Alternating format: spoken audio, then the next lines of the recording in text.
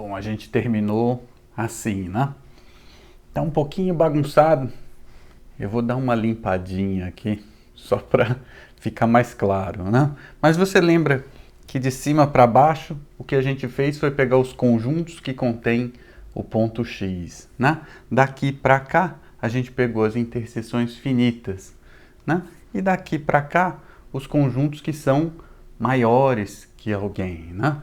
E para subir, são os conjuntos que são vizinhança de todos os seus pontos, né? Deixa eu dar uma limpadinha. Pronto, bem melhor, né? Bom, eu quero, na verdade, falar sobre essas bases aqui, né?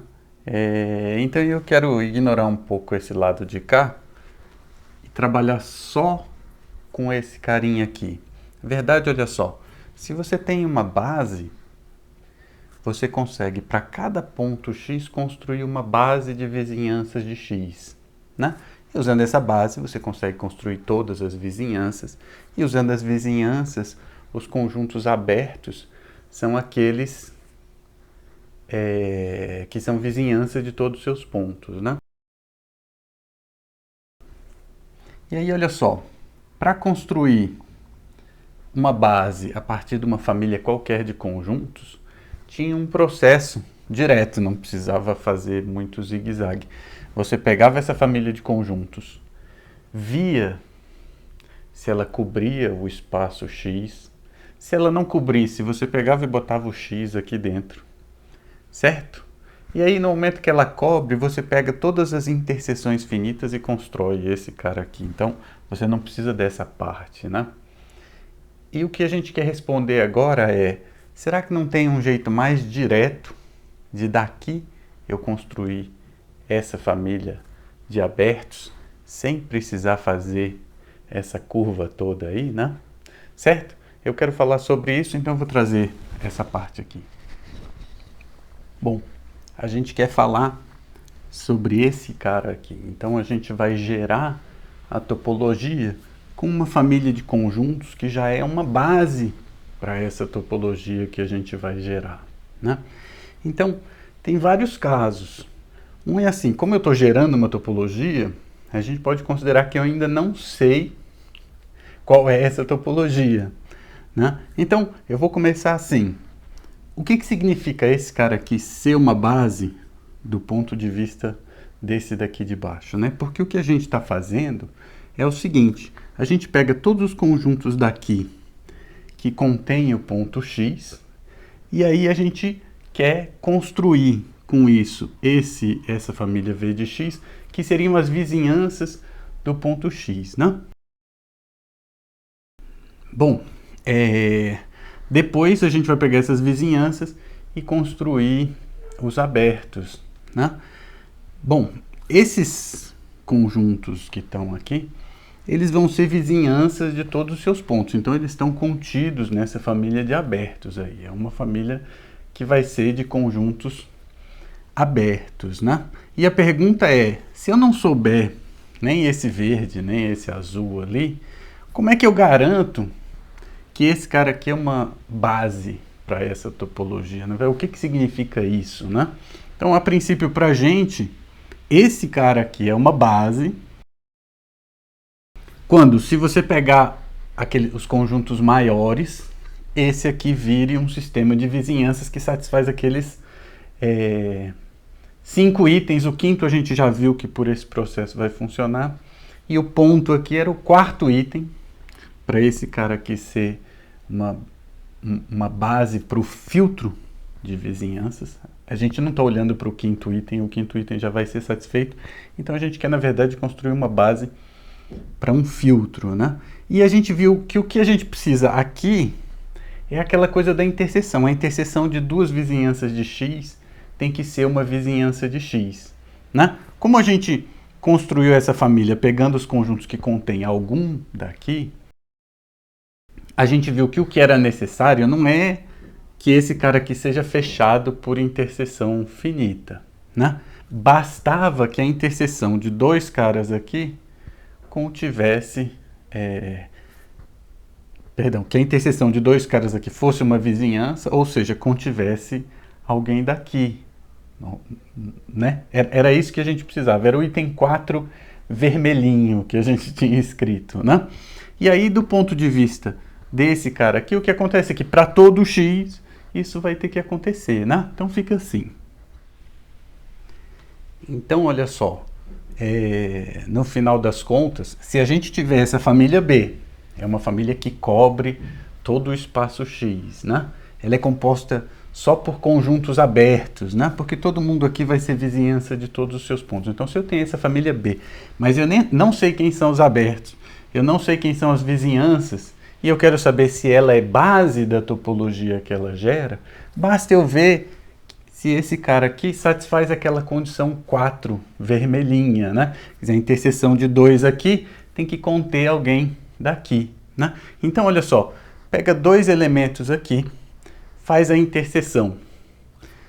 Se a interseção contiver um ponto X, quer dizer, se quando descer os dois conjuntos estiverem aqui embaixo, a interseção deles tem que conter alguém daqui, ou seja, tem que existir um elemento lá em cima que contém o ponto X, ou seja, alguém aqui embaixo, que está contido na interseção, né? Então isso é se a gente não souber nada daqui, nem quem são as vizinhanças, nem quem é a topologia, né? Mas se a gente já souber quem é esse cara aqui, ó, família de vizinhanças, aí fica assim. Então, olha só, se você já conhecer quem são as vizinhanças de X, né, você sabe que esse cara aqui, ele já é formado por vizinhanças de X, né, porque é assim que a gente construiu aquele fulano lá, né, e o que a gente quer é que ele seja uma base, né, para as vizinhanças de X. Você já pegou pessoas que são vizinhas de X, porque esses caras aqui já vão ser abertos, né, então eles já são vizinhanças de X, eu quero saber se eles são uma base. E ser uma base é isso daqui, olha só. Todo mundo daqui tem que conter alguém daqui, né? Então, se eu tiver uma vizinhança de X, vai ter que existir alguém aqui em cima que contém o ponto X, ou seja, alguém aqui embaixo que está contido em V, né? E por fim, se eu já souber quem são os abertos, fica assim. A gente já sabe que esses caras aqui que contêm o ponto X formam uma base de vizinhanças, né? Então, o que acontece é que para todo mundo aqui conter alguém daqui, basta que todo mundo daqui que contém o ponto X contém alguém daqui, né? Então fica assim, ó, para todo aberto, se você pegar um ponto lá dentro desse aberto, esse aberto é uma vizinhança desse ponto. Então tem que ter alguém aqui que contém o ponto X, ou seja, alguém aqui, né? E que está contido, em A, né? Então, com abertos fica assim, certo? Então, a condição para ser base, se você já sabe quem são os abertos, poderia ser essa aqui. Para todo cara existe um ponto, né? Mesma coisa quando você define abertos lá com espaços métricos. Não, um aberto é quando todo ponto contém uma bola, é mais ou menos isso aqui que você está falando, né? Você está dizendo que o conjunto das bolas forma uma base para a topologia, né? Bom, eu vou fazer uma proposição que vai deixar ainda mais fácil dizer quem é uma base da topologia quando você já sabe quem são os abertos. Proposição. Esse conjunto aqui, uma família de abertos, não são todos os abertos, é uma família de abertos, vai ser uma base para essa topologia tal quando todo aberto puder ser escrito como uma união de conjuntos nessa base aí, certo? Então, vai existir uma subfamília, vai ter um monte de abertos, e esse carinha aqui pode ser escrito como uma união desses fulanos todos aí, certo? Tem pouco espaço aqui, eu vou apagar aqui em cima, vou deixar embaixo e vou demonstrar lá em cima. Olha aqui, ó, uma demonstração moleza, né? A gente viu que ser base, a princípio, é assim. A gente já tem um aberto, né? A gente quer mostrar que ele pode ser escrito como união. Então, todo ponto que eu pegar desse aberto, vai ter um carinha aqui, que esse ponto está nesse cara e esse cara está contido no aberto. Era isso que era ser base, usando aquele esquema, né, com vizinhanças e tal, fazendo aquele caminho longo, né? Mas olha só, A é a união de todos os seus pontos, certo? E esses pontos estão contidos em Bx.